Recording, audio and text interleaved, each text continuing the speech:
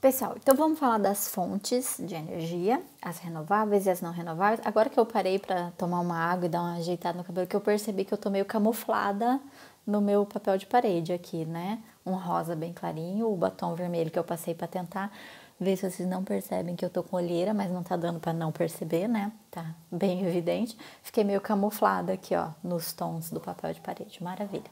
Não foi planejado. Vamos lá. Vamos começar com as fontes não renováveis, tá? Que elas são em número menor, mas que tem uma participação muito grande, tá? Em número de fontes de energia não renováveis são menos, mas com grande participação. Então vamos começar pelo petróleo. Vocês sabem, petróleo não é renovável, tá? Por isso aquela alegria toda lá quando foi encontrado o pré-sal, porque a promessa, né, era tornar o Brasil independente na questão do petróleo, porque a gente ainda importa muito, a gente não consegue produzir o quanto é consumido, então por isso aquela alegria.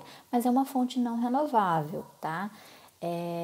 Tem seus dias contados, a gente sabe que uma hora vai acabar, a gente tem que estar preparado para isso com outras fontes. E às vezes, quando alguém me pergunta, né, eu sempre dou a mesma resposta. Eu acredito que a gente vai parar de usar o petróleo e vai aprender a usar outras fontes alternativas, sabe quando? Quando o petróleo de fato acabar, tá? Enquanto não acabar, a gente não vai parar de usar, porque existem muitos interesses políticos e econômicos por trás. A gente tem capacidade, a gente já consegue mover os automóveis com etanol, a gente já consegue mover com energia elétrica, a gente já consegue abastecer as indústrias, as grandes fábricas com outras fontes energéticas que não o petróleo, mas tem muito interesse por trás, a gente vai infelizmente continuar queimando o petróleo enquanto existir, tá? Então, gera muitos impactos do ponto de vista ambiental, como emissão de gases poluentes para a atmosfera. Então, é a causa principal, né, de gases na atmosfera, que causam um buraco na camada de ozônio, que causa aquecimento global. A queima de petróleo está lá no topo da lista, tá? Então, impactos para o meio ambiente, muitos, tá? Mas ainda é a fonte mais utilizada no mundo todo. No Brasil não, né? Como eu mostrei para vocês ali, a gente tem as hidrelétricas no topo, mas a gente aqui no Brasil, a gente ainda usa muito petróleo para motores, né? Mas em outros países se usa petróleo para várias outras coisas, para aquecimento doméstico, para muitas coisas que a gente aqui não usa, em outros países é usado. Então, ele está no topo quando fala na matriz energética mundial, petróleo em primeiro lugar. Gás natural, outra fonte não renovável, tá? Quando a gente acabar com tudo que tem, não tem mais. Gás natural é todo hidrocarboneto que permaneça em estado gasoso em condições atmosféricas normais, extraídos de reservatórios petrolíferas ou gaseíferos. Então, onde tem uma jazida de petróleo, é extraído o petróleo, tá? O produto principal, mas enquanto o petróleo está ali parado, está em condições naturais, ele também está gerando gases, tá? Ele está gerando esse gás natural, tá? É uma das fontes de gás natural. Existem outras, qualquer outro hidrocarboneto vai gerar esse gás natural. Então, esse gás também dá para ser aproveitado. Então, a gente primeiro retira o gás e depois retira o próprio petróleo dali. Então, isso é gás natural. Ele vai acabar praticamente junto com o petróleo. Como eu falei, não é só do petróleo que tem esse gás natural, mas é a principal fonte, com certeza. Ele pode vir do metano, do etano, propano, butano, são várias formas da gente gerar esse tipo de gás, certo? Ele agride um pouco menos o meio ambiente, mas ainda assim agride, tá? Porque é um combustível fóssil também, assim como o petróleo. Carvão mineral, não confundam, pelo amor de Deus, carvão mineral com carvão vegetal, tá? Não me vai falar que quando for acender a churrasqueira tá queimando uma fonte de energia não renovável. Uma coisa é o carvão vegetal, aquele que vem de árvore que a gente usa no churrasco, e aquele sim é renovável, é só plantar de novo. O carvão mineral, que é esta fonte não renovável, ele provém do carbono, tá? É outra história. É a segunda fonte de energia mais utilizada em todo o mundo. É uma rocha sedimentar combustível formada a partir do soterramento, então compressão durante centenas e centenas e centenas de anos de material vegetal. Então, é resto de árvore, é uma floresta que pegou fogo, que caiu, que sei lá, que um vulcão em erupção lá, milhares de anos no passado, um vulcão em erupção que devastou uma floresta toda. E todo aquele material de celulose ficou ali, sendo soterrado durante milhares e milhares de anos. Isso gera o que a gente chama de carbono. Isso é o carvão mineral, certo? Ele tem sim, ele não é tão poluente como as duas fontes que a gente viu antes, petróleo e gás natural, mas ele gera sim poluição para os recursos hídricos e gera poluição no momento da extração também, porque ele libera monóxido de carbono durante a extração e principalmente quando ele está sendo utilizado. A última fonte de energia não renovável que eu coloquei aqui para vocês é a energia nuclear. Como eu falei, Brasil lá para trás nas questões de energia nuclear, tá? Eu acho até bom, porque energia nuclear tem um perigo muito grande e a gente, né, o Brasil com relação a se colocar em risco é campeão, né? Não pode ver uma plaquinha escrito riscos aqui, vai e entra na fila, né? Porque né, não, a gente tem problemas com pessoa ir no mercado e colocar uma máscara porque ela acha que nada vai acontecer com ela. Você acha que a gente sabe lidar com energia nuclear. Então, por isso, voltando lá em cima, quando a gente falou sobre monopólio da União, é só a União que lida com energia nuclear, tá? Não vem Estado querer mexer com isso, não vem município querer mexer com isso, não vem particular querer mexer com isso não, porque é um negócio sério, é um negócio perigoso, só a União vai lidar. A gente tem Angra 1 e Angra 2, duas usinas nucleares, que uma só está operando, mas ainda assim opera bem pouco, não é em grandes quantidades, nem se compara, por exemplo, o Japão, que opera com energia nuclear de uma forma assim, né, muito maior. E ainda assim, se vocês lembrarem, foi 2011 que teve o tsunami no Japão. O que aconteceu? Morreu muita gente por causa do tsunami? Morreu. Não tenham dúvidas, a gente vai ter aula de desastres naturais e eu vou contar isso para vocês. Morreu muita gente com o tsunami. Mas um dos principais problemas e que se arrasta até hoje, já faz quase 10 anos do tsunami no Japão, é o fato de que a onda, né, o tsunami, atingiu uma usina nuclear. E vejam, Japão, né, que a gente sempre tem como exemplo, eles super resolvem os problemas rápido, sabem lidar com praticamente tudo, quase 10 anos, e eles ainda não sabem como desativar aquela usina nuclear, tá? Acabou se tornando um passivo ambiental, acabou se tornando um problema nacional para eles, porque eles não conseguem entrar, porque a radiação é muito grande, eles não sabem como se livrar daquilo tudo. Então, energia nuclear é um negócio bem perigoso, que eu coloquei aqui para vocês. É proveniente da fissão do mercúrio em reatores nucleares, questão de física lá. Monopólio da União, já falei para vocês, ninguém mais se mete na questão de energia nuclear. A possibilidade de contaminação por radiação é muito grande, então por isso a gente aqui no Brasil cuida muito com isso, tenta evitar. Eu vou contar para vocês o caso de uma contaminação por radiação que a gente teve aqui no Brasil, já tem bastante tempo, tem 31 anos já que isso aconteceu, e vocês vão ver. E era um negocinho desse tamaninho aqui, ó, que matou um monte de gente por contaminação por radiação. Pensa uma usina nuclear inteira. Então, é muito perigoso e por isso tem que ter cuidado, certo? Fontes de energia renováveis, aquelas que usa, faz de novo, usa, faz de novo, usa, faz de novo, tá? Começando pela hidráulica, a nossa queridinha aqui no Brasil, tá? Porque é aqui que tá aqui estão as hidrelétricas. E já comecei com uma ressalta aqui para vocês. Apesar de renovável, não significa limpa. Comecei falando isso para vocês na primeira parte da aula, tá? Não é sinônimo energia renovável, energia limpa, tá? Renovável quer dizer, se renova. Eu posso usar e fazer mais, e fazer mais, e fazer mais. Não é que nem o carvão que uma hora vai acabar, tá? E limpa quer dizer o quê? Não gera impactos. Não gera impactos negativos, tá? Então, será que a gente tem alguma fonte de energia realmente limpa que não gera nenhum impacto? Vamos pensar nisso. Por que as hidrelétricas, então, são consideradas renováveis, mas não são limpas?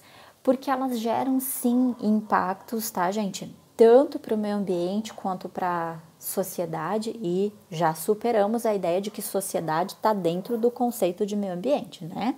A gente já sabe disso. Então, quando eu falo para vocês que gera impactos para o meio ambiente, entendam que gera impacto para a sociedade também. Que é especificamente no momento da criação das barragens, tá? Então, para a construção de uma hidrelétrica, tem que fazer a barragem, né? Então, o rio, ele corria num leito regular, né? Tinha o seu caminho, a gente chama isso de leito. Tinha o seu caminho regular. Para que a gente faça uma hidrelétrica, a gente tem que fazer o seguinte, a gente tem que criar um desnível, a gente tem que fazer com que forme uma lagoa, um lago muito grande lá em cima, e lá embaixo vão estar as turbinas. Essa água ela tem que cair ganhando muita velocidade para chegar lá embaixo e girar as turbinas. É isso que vai fazer a energia. De forma bem simplificada, eu tô contando a historinha aqui para vocês, tá?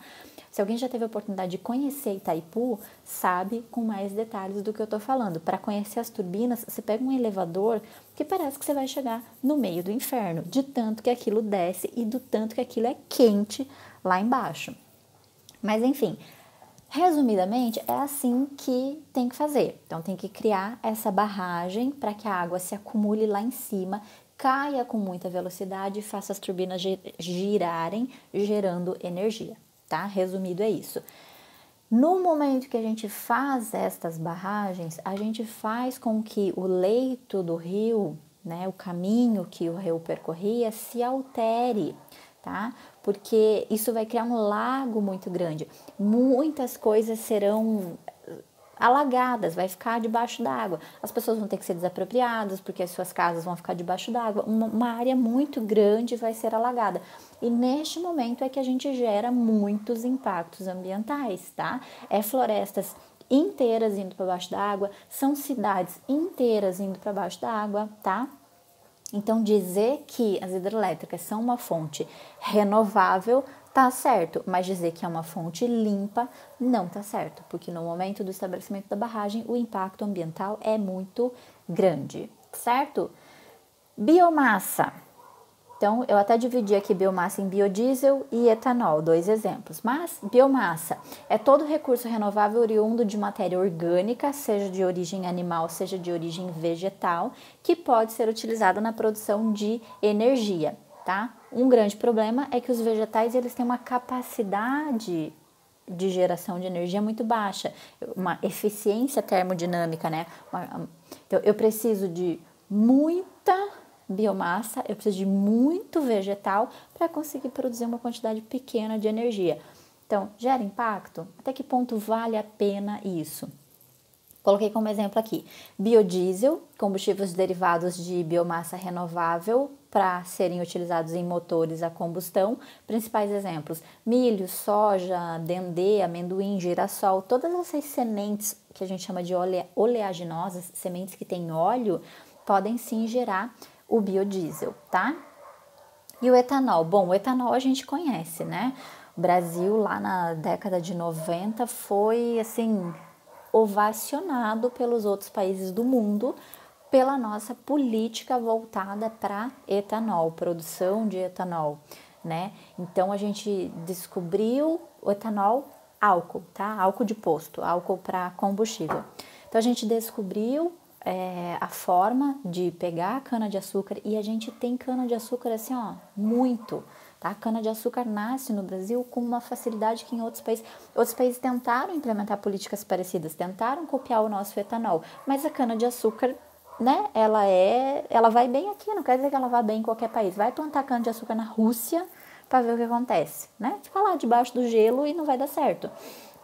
Então a gente foi assim muito copiar, tentaram copiar e ganhamos prêmios e tudo na década de 90 por conta do nosso etanol, do nosso álcool. Mas o que acontece? A gente investiu bastante na pesquisa, investiu bastante em produzir o álcool, mas a gente não investiu tanto nos motores. Então, na década de 90, alguns vão lembrar como é que era você ter um carro a álcool. Como é que era a tua vida quando você tinha um carro a álcool? Gente, era muita sofrência. Eu sei porque eu era criança e meu pai ia levar a gente para a escola de manhã. Aquilo não pegava de jeito nenhum. Era um cheiro de álcool. A gente já chegava na escola assim, ó, cheirando a álcool, parecia bêbada, sabe? Então, era muito difícil. A gente investiu na pesquisa pro combustível e não investiu na mesma proporção nos motores. Mesmo porque, alguns vão lembrar, década de 90, a gente não tinha fábricas nacionais, a gente não tinha fábricas, mesmo de marcas de fora, né? Fosse uma Volkswagen, fosse uma Volvo, o que fosse, mas a gente não tinha as fábricas aqui. Foi com o Fernando Collor de Mello, se eu não estiver enganada, que a gente abre esse mercado, a gente abre para as empresas, para importar modelos novos e para que empresas do ramo pudessem se situar aqui no Brasil, e agora a gente começa a investir em motores diferentes. Aí mais tarde a gente investe também nos motores flex. Agora você não precisa mais escolher se você quer ter um carro a álcool ou você quer ter um carro a gasolina. Você pode ter um carro flex, que tanto faz qual você vai utilizar. Então, o etanol, ele era para ter sido assim, ó, nossa salvação. Era para ter sido a coisa mais linda que o Brasil já fez na vida. Mas a gente pecou, e enquanto a gente tentava correr atrás de fazer com que os motores realmente respondessem bem ao álcool, a gente acaba perdendo aí o pique da coisa, tá? Mas os motores a flex eu já vejo que, né, de uns tempos para cá, mais recente, uns 10, 15 anos para cá, os motores a flex deram de volta um fôlego para o nosso etanol, tá? Espero que melhore ainda mais, né? Eu acho que agora só o que falta pra gente terminar o assunto etanol, me empolguei falando de álcool aqui, né?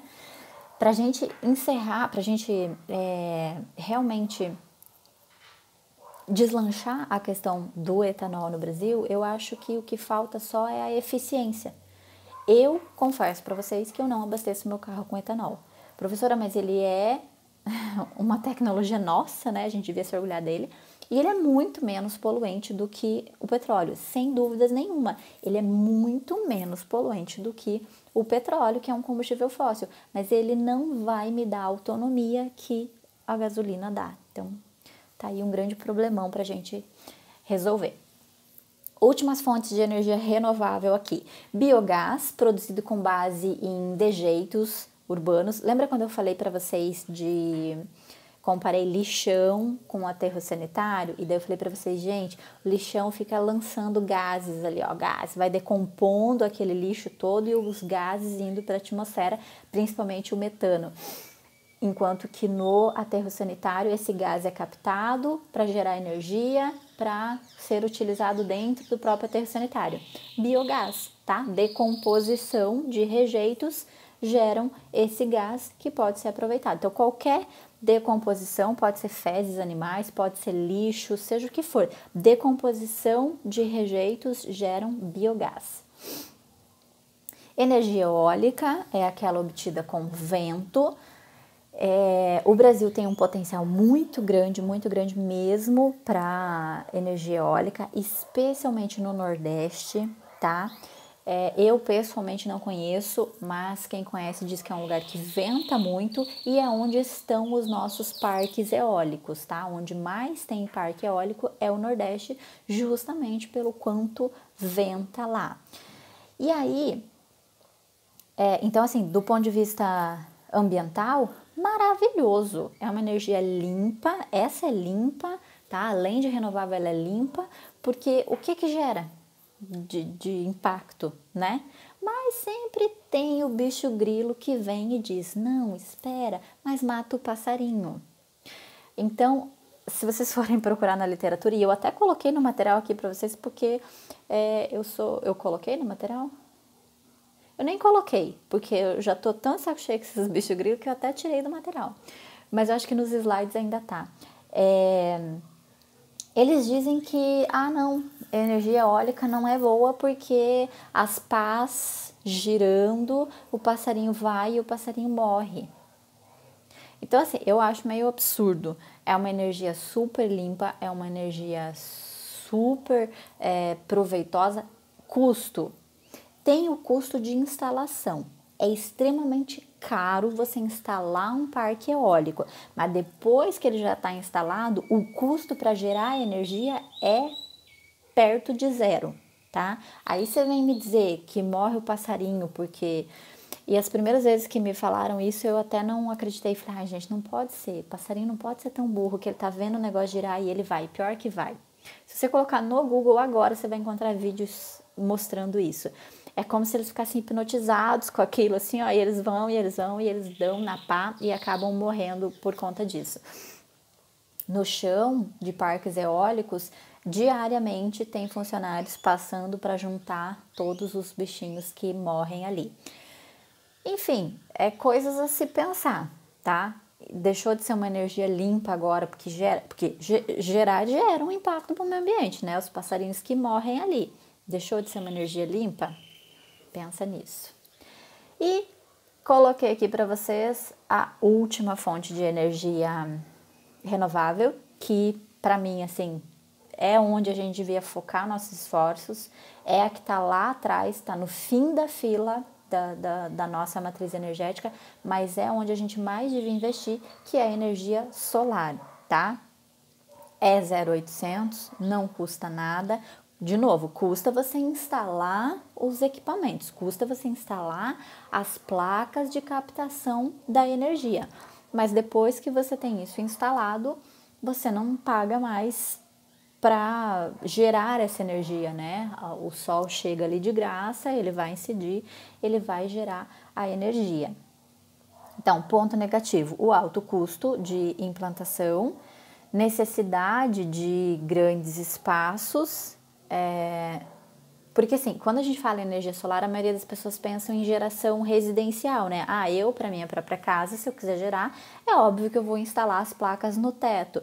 Mas e se fosse, sei lá, se a gente estivesse pensando do ponto de vista governamental, o governo gerar energia solar, né? Ele vai precisar de espaço para instalar essas placas.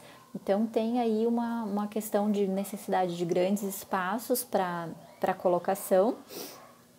Mas ela é super limpa, as placas funcionam por muitos anos. Eu tive uma turma de alunos da engenharia de produção que fez um trabalho relacionando custo-benefício, porque se você procura uma empresa dessas, é óbvio que elas vão te vender a ideia de que em 5, 6, 7 anos você já conseguiu pagar o teu investimento, né? Com o que você economiza, tendo que pagar a conta de energia, você conseguiu reverter aquilo em benefício. Mas essa turma fez um trabalho e eles chegaram num tempo um pouco maior, né, cerca de 10, 12 anos para conseguir recuperar o investimento, mas ainda assim chegaram à conclusão de que é rentável. Depois que você consegue recuperar o que você investiu, fica realmente de graça daí a energia que você gera. Então, o que eu acredito que deveria? Deveria ter mais incentivo, tá? Incentivo do governo, a incentivar pesquisas para que essas placas pudessem ser barateadas, incentivo fiscal mesmo, de financiamento, pequenas empresas, financia para que pequenas empresas possam comprar, possam instalar essas placas e gerar sua própria energia. Mas, de novo, a gente esbarra em questões políticas e econômicas, tá? Existem interesses de que a gente não seja autodependente em geração de energia, tá? Mas energia solar é maravilhoso. Claro, tudo é uma questão de você também ponderar. Aqui, para a realidade Curitiba não seria o ideal. Eu não investiria, porque aquele prazo ali que o trabalho dos alunos chegou à conclusão entre 10 e 12 anos, na realidade Curitiba vai com certeza levar muito mais tempo. Por quê? Porque a gente tem longos períodos nublados. Mas existem regiões do Brasil, gente, que praticamente faz sol os 365 dias do ano. Então é super rentável, vale muito a pena investir. Uma energia limpa, uma energia renovável que a gente podia realmente estar investindo nela, tá? Então, essas são as fontes não renováveis e não renováveis para a gente ter conhecimento com relação a isso, certo? Esse foi o nosso assunto da semana e nos vemos na nossa próxima aula. Se cuidem, usem máscara e lavem as mãos, tá bom?